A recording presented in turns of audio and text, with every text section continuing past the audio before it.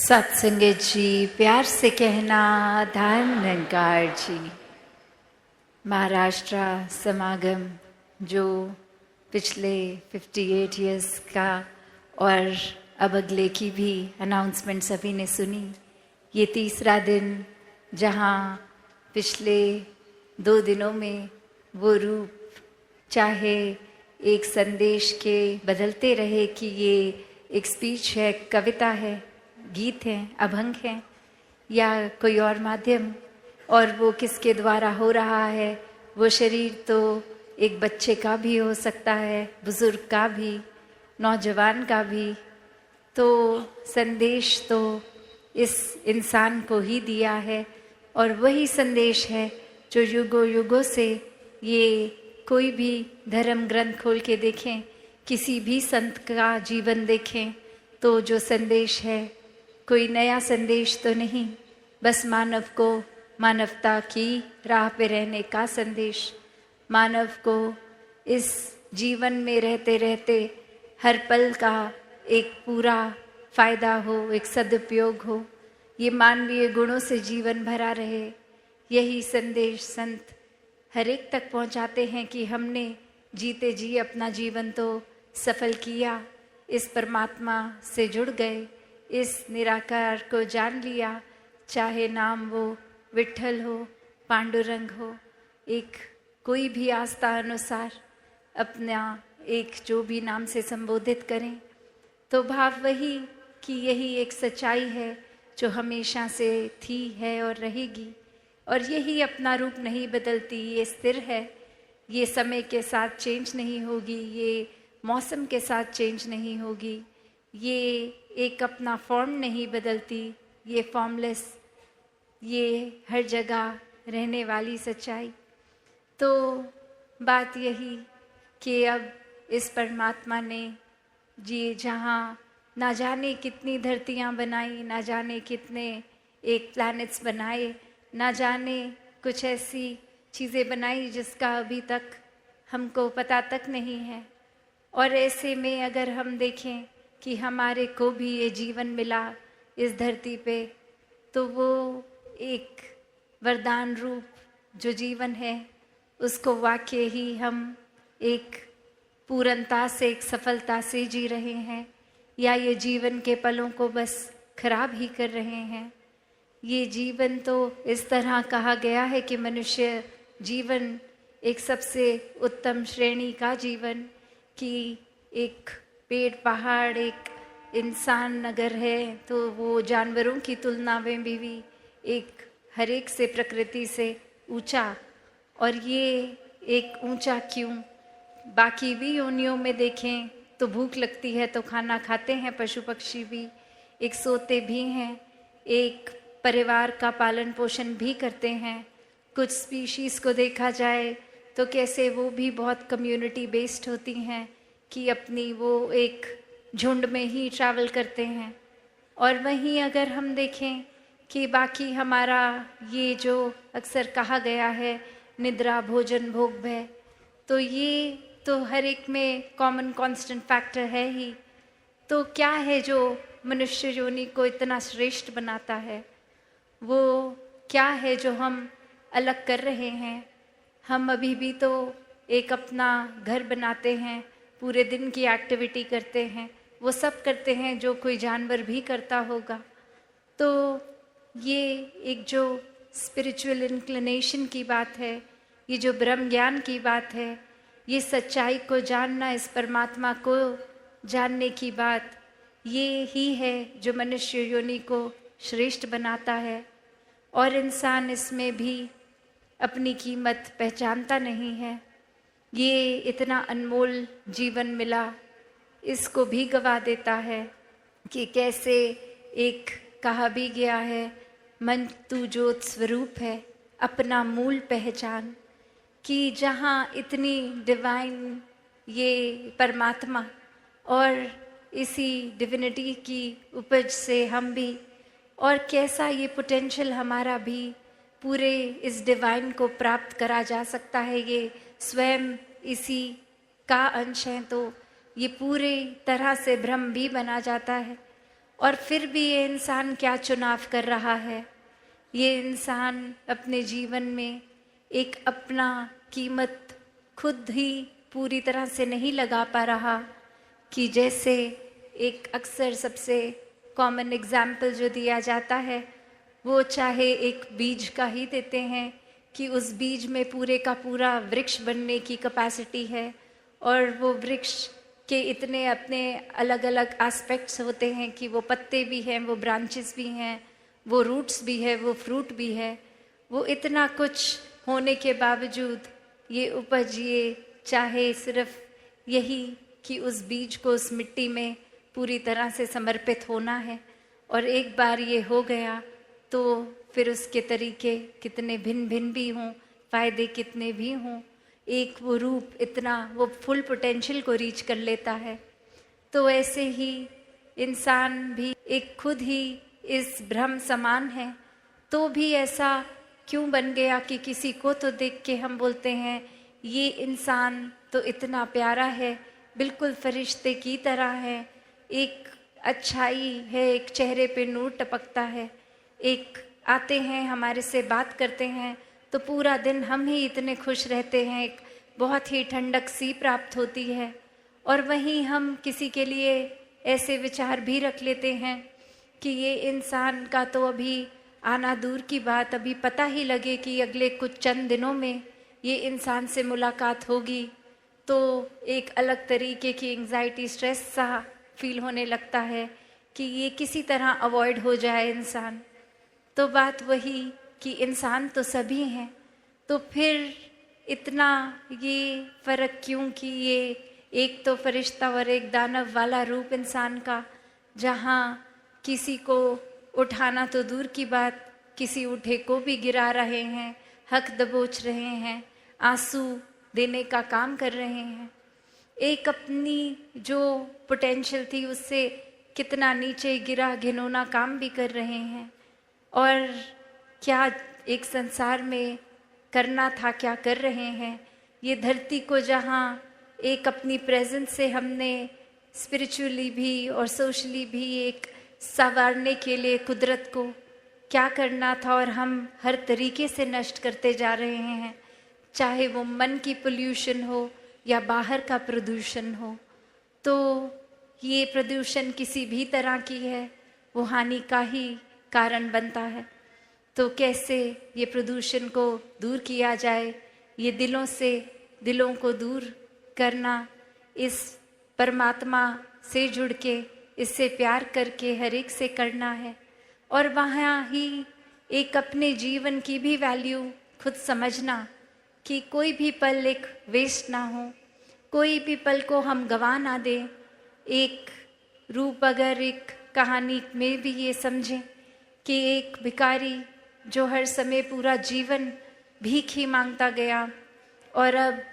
एक दिन उसकी भीख मांगते मांगते जब मृत्यु हो गई तो वो वहीं सड़क किनारे शरीर उसका और वो कटोरा जिसमें कुछ चंद सिक्के, और ऐसे ही कोई जाता हुआ जब देखता है और वहाँ पे क्या देखता है कि वो कटोरा ही अपने आप में बहुत कीमती किसी धातु का बना हुआ, मान लीजिए सोने का बना, और अब वही ख्याल कि ये एक गरीबी में जीवन जीते हुए, और जहाँ वो पोटेंशियल था शुरू से कि ये चाहे एक इतना कीमती सिर्फ अपने बर्तन को ही बेच लेता तो ही कितना कुछ हासिल हो जाता, और ये आराम की जीवन को जी सकता था, कि ये उस बर्तन का ही अपने आप में मोल कितना, और उसको इस्तेमाल उस चीज़ के लिए नहीं किया जा सकता था, उससे सिर्फ एक ये कुछ ही चंद पैसे के लिए यूज़ किया गया। तो ये कहानी सिर्फ उस बर्तन की, उस इंसान की नहीं है। हर कोई इस संसार में जो परमात्मा प्रेमी नहीं है उसके जीवन की भी यही कहानी है कि ये अनमोल चीज़ हर समय है पास में, फिर भी उपयोग नहीं किया जा रहा। उपयोग तो क्या, ये परमात्मा का सहारा भी सिर्फ तभी लिया जा रहा है जब हमें या तो कोई शारीरिक कष्ट है या कोई परिस्थिति लग रहा है किसी माया रूप में, कि अभी कोई धन दौलत की कमी हो गई है तो परमात्मा को याद कर लें, कोई हालात घर के बिगड़ गए हैं, कुछ मन मुटाव हो गए हैं तो परमात्मा को याद कर लें, कोई शारीरिक कष्ट हैं तो दर्द दूर हो जाए परमात्मा को याद कर लेते हैं। तो ये परमात्मा को याद करना तो एक हर समय की एहसास होनी चाहिए। ये सिर्फ नीड बेस्ड नहीं कि आज लग रहा है कि कुछ गलत होगा, आज सुमिरन कर लेते हैं, या अदरवाइज पूरा दिन करने की ज़रूरत ही नहीं है, ध्यान जोड़ने की ज़रूरत ही नहीं है। बस वैसे तो इस तरह भी होता है कि एक एपिसोड जो दासी ने देखा कि कोई महात्मा ही सत्संग से कहीं किसी के घर बैठे और अचानक से मुंह से एक रिफ्लेक्स में ऐसे ही निकल गया, तू ही निरंकार। और साथ वाले पूछने लगे क्या हो गया, सब ठीक है? और वो महापुरुष आगे से कह रहे हैं कि मैं तो बस सिमरन ही कर रहा था। और वो कह रहे हैं आप तो ऐसे बोले जैसे हमें घबराहट हो गई कि कुछ गलत हुआ है।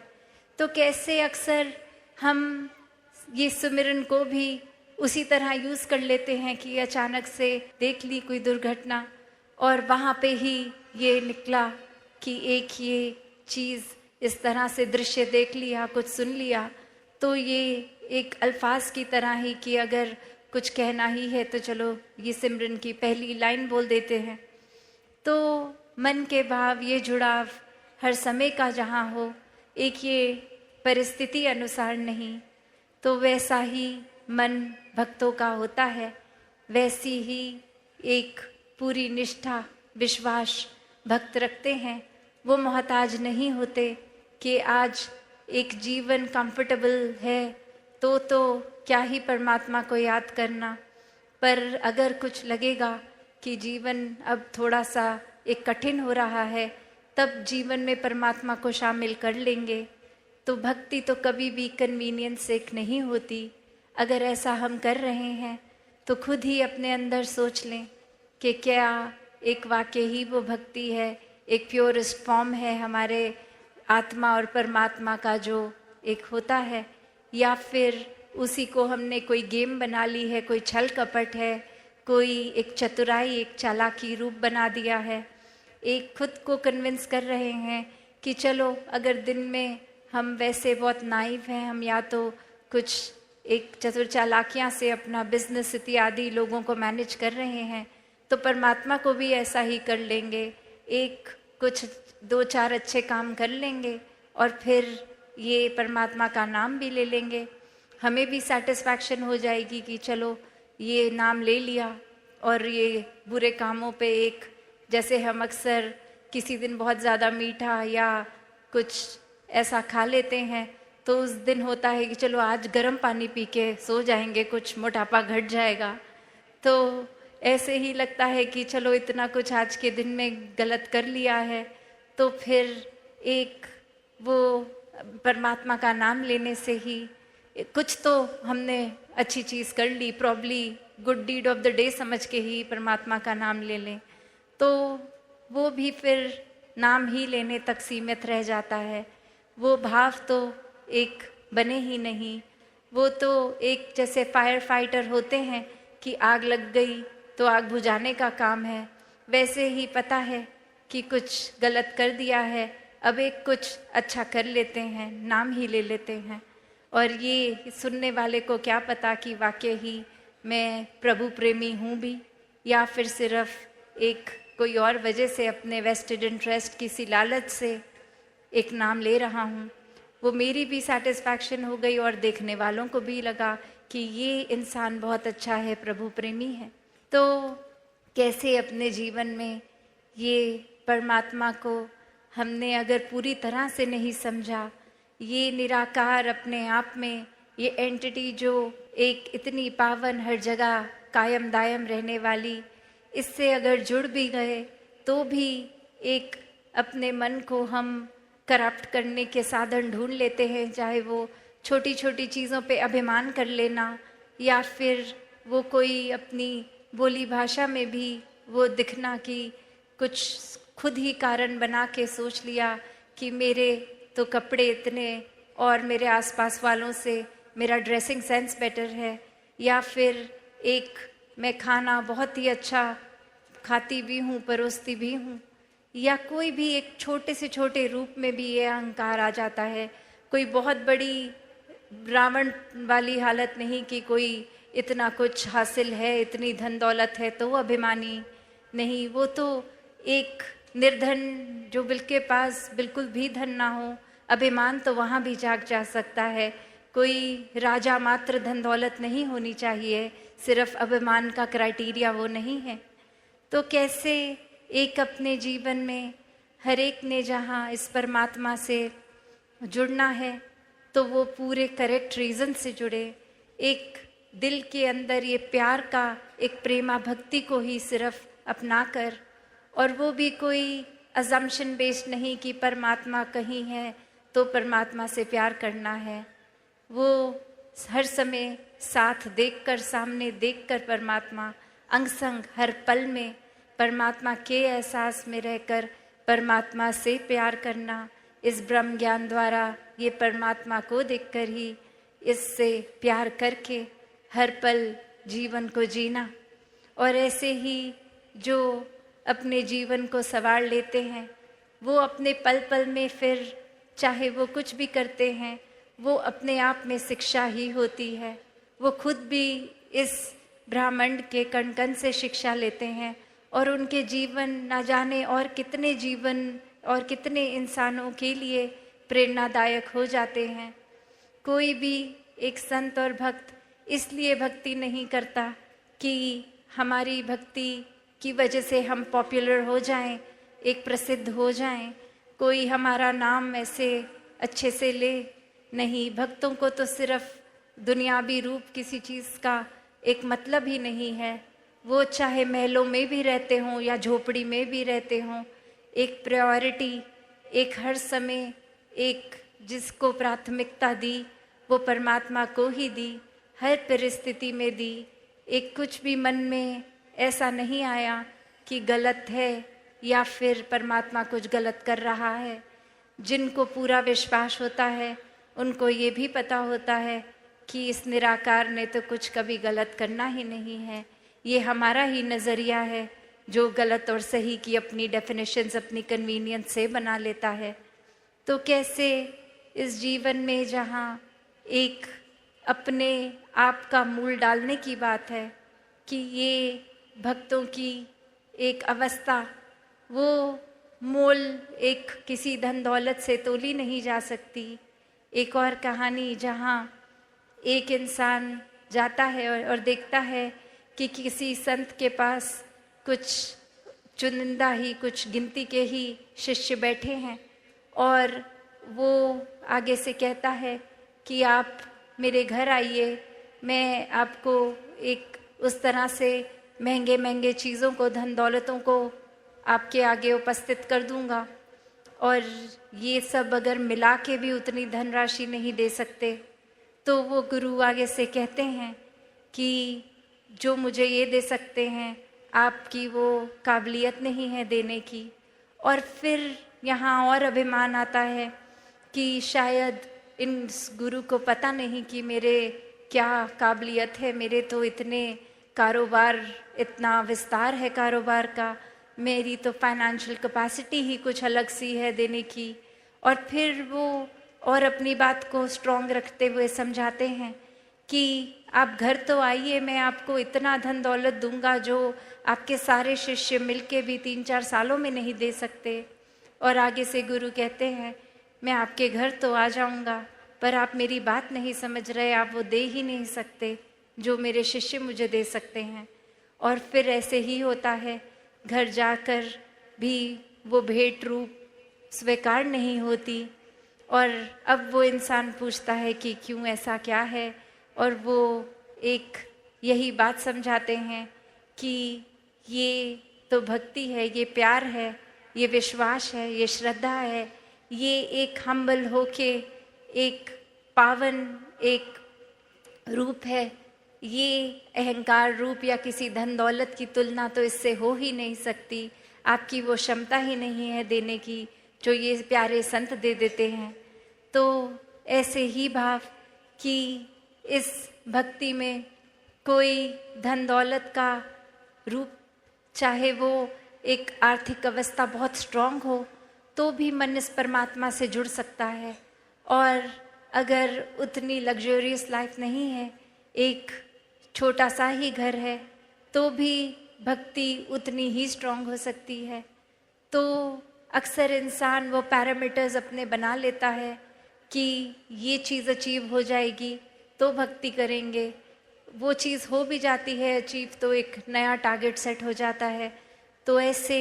इस परमात्मा को एक इग्नोर कर दिया जाता है कि अब लगता है कि हाँ, हमें लग रहा था ये चीज़ की अचीवमेंट के बाद हम एक ध्यान परमात्मा में लगा लेंगे, पर अब कुछ और चाहिए, ये भी हासिल करना है, वो भी। तो फिर एक जीवन ने तो अचानक से कभी भी ख़त्म हो जाना है। ये एक मोल अपना जीवन का इतना सस्ता ना लगाएं, हर श्वास की कीमत डाल लें। अभी से जितने भी और सांसें हैं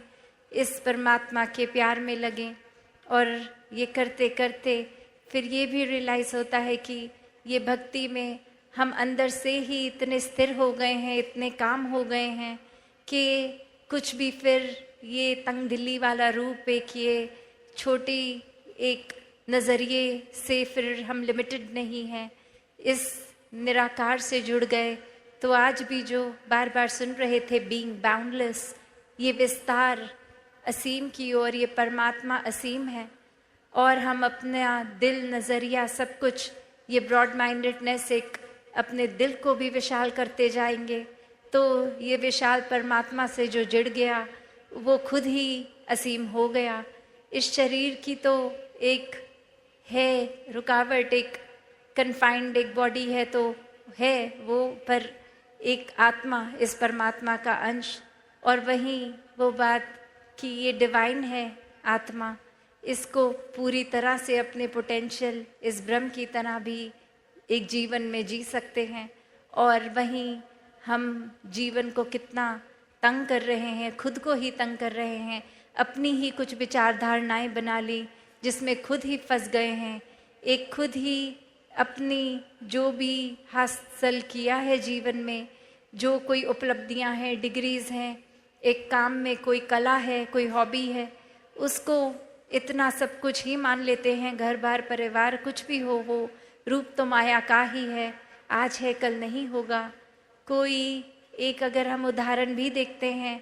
कोई अपनी जवानी में इतना एथलीट के इतने सारे मेडल्स, और बुढ़ापा आते ही वो व्हीलचेयर पे कन्फाइंड है या फिर एक बेड रिडन भी हो जाते हैं। तो वो रूप एक समय तो ऐसा कि वो बल इतना, एक बुद्धि इतनी, और वहीं बुढ़ापे तक कुछ ठीक से याद भी नहीं। तो अपने जीवन के हर पल को मोड़ में डालें। किसी के इस परमात्मा से मिलने की एक ये क्यूरियोसिटी, इच्छुक होना, ये जो रूप है भक्ति का भी, कि ये एक सिर्फ जिज्ञासा ही होना, यहाँ भी किसी भी उम्र के पड़ाव में हो तो वो मुबारक है। कि वो चाहे बाल अवस्था में, भक्त प्रहलाद वाली उम्र, या फिर नौजवानी में हो या बुढ़ापे में, जब भी है ये एक अपने अंदर सोच के कि ये निराकार से रिश्ता बना लिया जाए